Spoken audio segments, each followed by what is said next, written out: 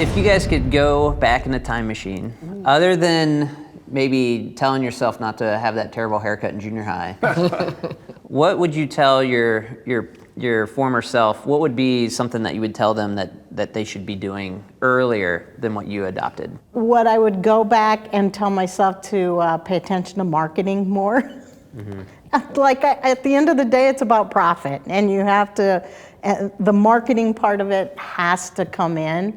I don't know why we can't talk about profit, or that people think it's terrible, but you know, we have to have that leg of that sustainability stool to make everything work. So, you know, maybe marketing, because it was always in the old days of the farming when I came home, how hard you worked. Like how hard you worked was how successful you were. And that hard work sometimes didn't make you more money. I would probably say be more assertive, because change is always hard, and then you know, change is hard for me, change is hard for my father, so that was probably be a little more recognition of that change, or that difficulty of change, and then being a better communicator, acknowledging that, you know, saying, Dad, yeah, I know how things done past, but you know, you also did things different from what your dad did. Yeah, I agree with you on that, because that's some of the problem generational farms go through, that, you know, no, that's not the way you do that. That's never going to work. You always get that negativity end of it, not the positive part. And, you know, in some action, like I said, you need a foot back in the past to understand where you're heading in the future. They did things for a certain reason, but change has dictated we need to go down this road now. I wish, like you said, just because you put in 18 hours doesn't mean that you're going to be successful. Yeah, I was going to say get off the farm and go, you know, get involved in some other groups, because you always learn, you know, whether it's another farm group or whether it's just a group, you know, in town or someplace. I mean, even if you look at manufacturing, how they do things, it always can trigger something on how you can do things better, and goes back to being, you know, looking at change and getting some new ideas and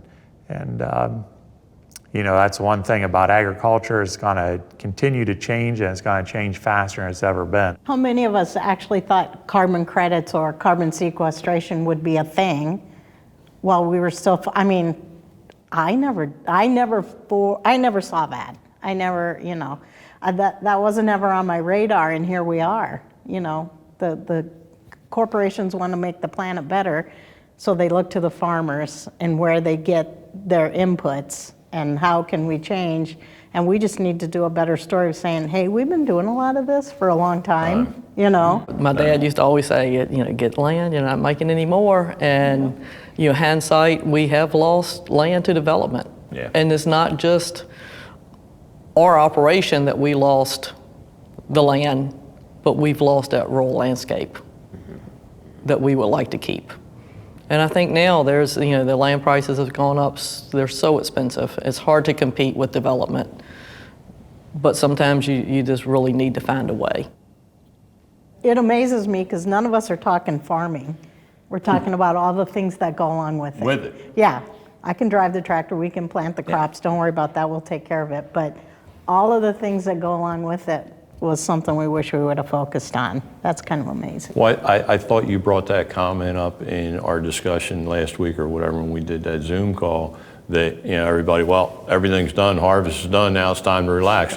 No, now the hard work starts, and you were exactly right, April. Yeah, that's what everyone says, oh, you're done, your work's done. No. I hate paperwork. I hate figuring everything. No.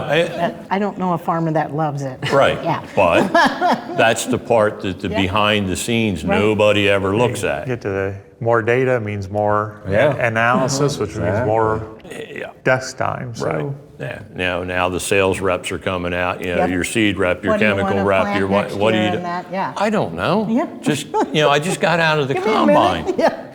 Just clean it And you off. have to in today's world. That before we started making decisions in the spring, all right, what our rotations were going to be. You don't have that availability anymore. Before it was like I said, come spring, you started talking in March maybe, Now you're not even out of the combine and the phone's ringing off the hook. What do you want? I don't know. I don't have the yield data yet to understand what I want.